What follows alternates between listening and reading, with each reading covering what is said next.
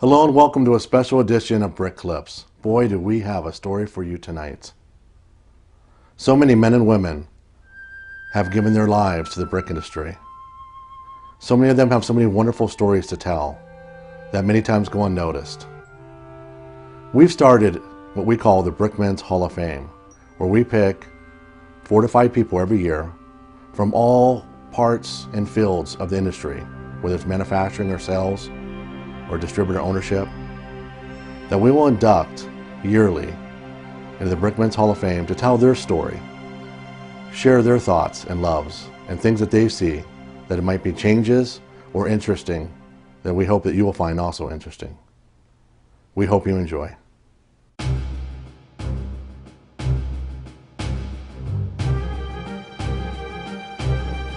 I did a little bit of everything starting out. I jigged brick, I hacked brick, worked all over the plant. I went through Texas A&M through the School of Architecture and Construction. The first time I sold a million brick, when I actually wrote an order that had 1 million brick on it. Oh wow! That was a real high. Their type of mining was totally different than Belden. Belden's was pretty unique because the raw material come out of the same vein. Shale, red burning shale, and buff burning fire clay come out of the same pit. So, tunnel kills a lot more efficient.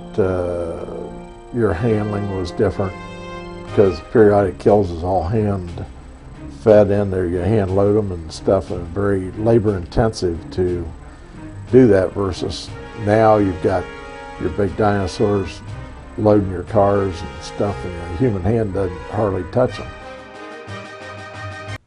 We bring to you tonight our first interview, an inductee, Bill Deal of Metro Brick, and he has some very interesting stories to share. I gotta tell you, I really enjoyed this interview. It was a lot of fun for me. Let's take a look. Hi, this is Don Foster with Brick Clips, and I'm here today with the real deal.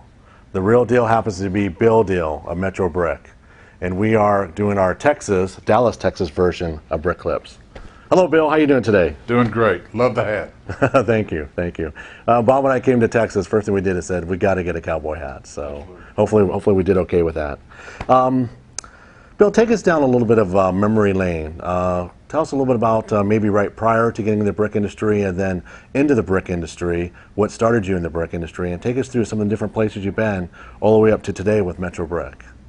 Well, I started back in the late '60s in the real estate business, selling new homes for builders, and then into the resale market. Got my real estate broker's license, which I still have. And after 20 years of that, instead of selling the whole house, I started selling a part of it, and got into the brick business when a friend asked me to go to work for him in Austin, and later transferred to Dallas. About 1989, I was with one of the larger brick companies here, and then went to a distributor called Sunbelt Brick, and then after 5 years with them, I came to Metro back in 1996. That was 12 years ago, and been here ever since. Bill, how is selling brick today different than from what it was when you first started? In some ways, it has not changed. People want somebody they can trust. They expect you to know a little bit about what you're talking about, and to help them solve a problem. And when it comes down to selections, there's a broad range of brick colors and sizes and dollars. And I try to tell people, and hope that they'll be comfortable with this, that the outside of their home is what they show the world, and it's what they come home to every night. Yeah. So be comfortable with your selection, whatever it is. I like working for a company that represents over 24 different manufacturers, so that we can offer a greater variety of choices for a person than a manufacturer who's primarily interested in selling their own brick that they've made. So we try to, by calling on architects and home builders, to meet the needs of whatever they want to design and live in. You know, Metro Brick is not just a major player, as you know, in Dallas, but as I travel the country, Metro Brick is well known throughout the United States in the industry. Well, So I'm glad to hear that. yeah, it's really cool. How about a favorite memory of a brick sale type of job or anything you've done, something that is memorable for you? Well, one of them is the first time I sold a million brick, when I actually wrote an order that had 1,000,000 brick on it. Oh, wow. That was a real high.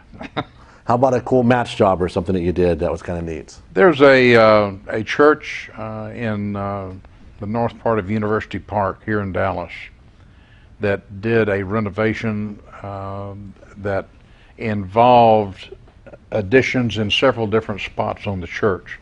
And that presents a problem because your matches tend to be spotty when that happens. And I'm very happy to say that it came out great. I used a scratch face brick from two different manufacturers located about 20 miles apart and combined them to create this mix that would go on this older church. And it just has gotten better looking every year. Oh, very nice. So I love it. I love to drive by it and look at it. Very nice. How about when you're showing me earlier, you're looking at some of the brick companies in the yard that you have some brick on with a name on it that aren't around anymore. Do you remember? We talked about that earlier? Yes. We saw an old Reliance brick, and That's it. And then there was another one called Atlanta, Texas. And that one I'm not familiar with, really. I don't know where that one was. But the Dallas area was surrounded by old dry press brick manufacturers in towns as close as Mesquite and Ferris and Palmer and Grosbeck, Corsicana, just surrounding the Dallas area.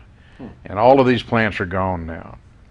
But we still sell their brick because we get involved with salvaging brick when a structure is torn down, and we literally bring it here in a dump truck, chip off the mortar, repackage the brick, and resell it. Wow. Because it's still very popular on people's homes today. Oh, that's neat. Maybe, Bill, we could look to our audience that at any time, if you guys know any information, that it would be, what was the name of that one again that we're talking about? It was Reliance.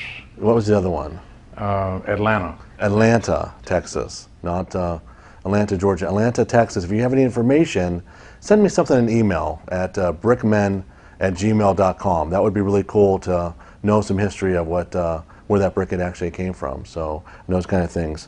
How about any of the older other brick plants that you know about that have been around? Anything else comes to mind?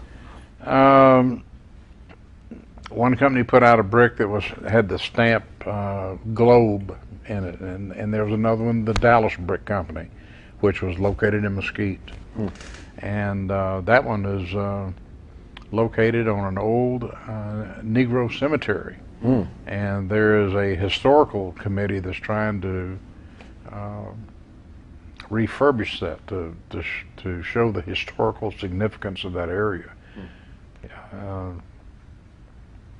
There was a lot of brick made in the Dallas area in the early part of the 20th century, millions of brick. And like I say, we still salvage them and use them, and people like to build a house that looks like a warehouse wall. Okay. What about some of the other manufacturers that are around today? You still got, I know that you have Hanson still here and Acme and... Hanson bought the old U.S. Brick Company, and they bought out Athens Brick, and they're still functioning. There's an old brick plant that made only Big John size brick, which is not made much anymore. It was very popular 20 years ago. And it's in actually Mooringsport, Louisiana, and it's called the Caddo plant. And they're still manufacturing a special look tumble brick. I got a chance to tour a year ago the Elgin Butler plant, or as known up north called the Elgin Butler. Right. as they call it. It's funny, when I was at the plant, I was trying to ask them which way was right, and over the years they just go with both of them. Actually, they tell me. So great people there, though. But they still are the last that make the structural glazed tile. There's not many left, or That's right. if any, really, that I know of. Only another in Canton, Ohio, that I know They're of. out of business too. That used to be Stark. Yeah, Stark. Yeah, they're not in business anymore. So no. unfortunately, but great product, and it's a shame that's not used as much as they had before. How about a non-related brick experience? Something that you've done or worked on, or something to share with us that is not brick related? Well, I used to play hooky, and several years ago, when I had a chance to sign up as an extra on a movie. Wow. And back in those days, we didn't have cell phones, so we were not so easily tracked down. We had pagers back in those days, and of course, you had when you got a beep, you had to go find you a phone to call back. And I was able to get away with it. I went to work for 2 weeks on a movie called Leap of Faith with Steve Martin. Wow. And Liam Neeson and Deborah Winger, and that was just a real hoot. I got to see how movies are made, and to be in one. And now, what was your part in that? What did you do? I was called the Man with the Bible. I was placed right on the aisle, and was in a scene when some of the other players were panned by the camera during one of the revivals there. And they made sure I had the same Bible every day. Oh, nice. And I wore the same clothes every day for 2 weeks. And sat in a room with 800 other extras. But how about a Steve Martin story? Well, I was amazed at his work ethic. I had no idea that they worked as hard as they do. To be a star of a movie is a high calling almost, because they have to really carry the load. And I was in awe of how long he stood up there hour after hour and redid a scene over and over again. Wow. To try to improve it or whatnot. It was really something to see. And again, it was a lot of fun. My wonderful wife Peggy, who I love dearly, and my mother-in-law, Mary Jane, are huge fans of Steve Martin, so that's kind of really a cool story. Now, did that lead you into other movies? Yes, it did. I wound up meeting a casting director for a movie being made called The Marina Oswald Story, and after that, when the Walker, Texas Ranger series started here in Dallas, I got called in for that. And I got to work on that show for a number of years as an extra, usually a policeman or a ranger or a DPS patrolman, or Very nice. even a Marine officer one time. We got to go back for Chuck Norris and the Texas Rangers. We have to go back and put the old hat back on for those guys. So we'll see how that goes. So tell us, how about a cool Chuck Norris story, or some favorable moment, or maybe both, of what you've done with that? I remember an episode called Blue Movie, where I was assigned the part of being a plainclothes detective. And the shoot that day went hours and hours and hours with nothing happening for me personally. And so stood around for about 10 or 12 hours, and started getting dark, and they had one last scene they wanted to shoot, and they called for a plainclothes policeman. And so I went down there, and down in the basement they were getting ready to bust the bad guys in this room that had all these movies and everything in it. And I'm standing outside a door, and all I had was a badge and a couple other things that the property guy gave me, and I had asked for a gun. He said, "No, you don't need a gun." So I was down there, and I'm looking at this. There's Chuck Norris, Clarence Gilliard, a guy in a blue police uniform, and me. And we're getting ready to bust through the door. The camera's on the other side of the door. And I'm looking at this, and I'm thinking to myself, I'm getting ready to bust some bad guys with Chuck Norris, and I am armed to the teeth with a Big Chief pencil and a scratch pad. And that's all I had. And I must have said something out loud, because all of a sudden Clarence Gilliard yanked his handcuffs off his belt, handed them back to me so that I could go in and throw a guy up on the wall and handcuff him. That's amazing. Now, did they prep you for that when you go through the door, that you go grab this specific guy, or how did they prep you? Do you remember that? How they prepped you? It was a last minute instruction. They live by the skin of their teeth when they're making movies. That's amazing. TV shows, and they just call out, we need this, we need that. And so sometimes so you didn't even know who you were going to handcuff when you went in there? Then, no, right? I was just, grab a guy over here. And there's a guy in there with a mustache. Throw him against the wall and handcuff it. I love it. That is great. That's a great story. Yeah, it was fun. A lot of fun. How about a cool Chuck Norris story? I never got to talk with Chuck Norris all during that time. I did get to talk with Noble Willingham. That was a lot of fun. And he had a million stories, and they were all good. And he was fun to talk to. He really was. And I remember him saying one time, he said that he'd had 700 parts in movies over the years. That's amazing. And we're thinking, wow. He says, don't forget, there was about 2,800 of them I didn't get. Oh my. Yeah. And he was very complimentary of Chuck Norris. He said, the man's been in business 30 years and not a black mark against him. Wow, that's great. You know that while we were in town, I wanted to take Bob over to Fort Worth and show him what, like, they have a little cattle drive they do downtown. I got to experience that about a year or so ago. That was really neat. Take the kids, and I wanted to take them to the bar, which I had my kids with me. We couldn't do, but the bar is still there where they shot with years ago, correct?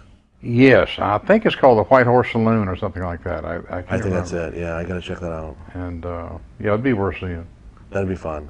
I was in that bar by proxy because they recreated it on a soundstage here in Dallas. And so they didn't always have to go there to shoot a scene. Wow. Well, everybody, hey, special thanks to Bill Dill, the real deal of Dallas, Texas, and Metro Brick. And we thank Bill for taking time out to be with us today. We really appreciate that. And Enjoyed it. we thank you for taking time to watch Brick Clips. This is Don Foster. Welcome back to our special Brickman's Hall of Fame edition, Brick Clips. I hope you enjoyed Bill Dill as much as I did shooting the segment with him. Now let's go and catch Bill Dill at his office when we surprise him with his award. Let's watch. Hello, America. We're on our way today to see Bill Dill, Metro Brick, give him his brick today. Pretty exciting.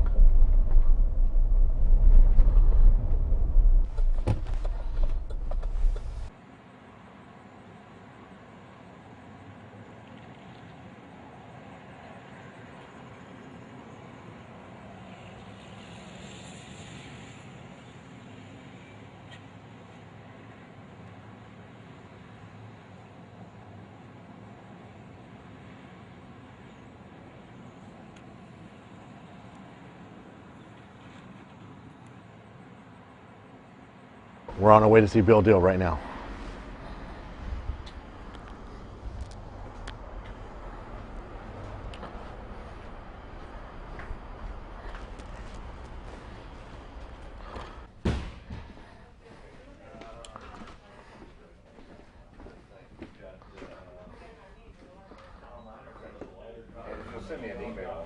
Bill's in his office, but he's on the phone. Wait a minute. Okay. Great. Thank you. Bye-bye. Bill, Hey there. Good to see you. how are you doing? Fine. How you doing? Good. Hey, wanted to stop by and give you a little something. You have made it to the 2008 Oh, wow. Brickman's Hall of Fame. Congratulations, my man. That is gorgeous. We'll be kicking it off at the Carolina Forum in January, the Brick Forum. Fantastic. I don't know what to say. That is wonderful. Well, we sure appreciate you doing your interview like you did before, too, that you did for us. That was a big hit, and we'll be Good. presenting that there, too. So, again, thank you. Man, that is beautiful.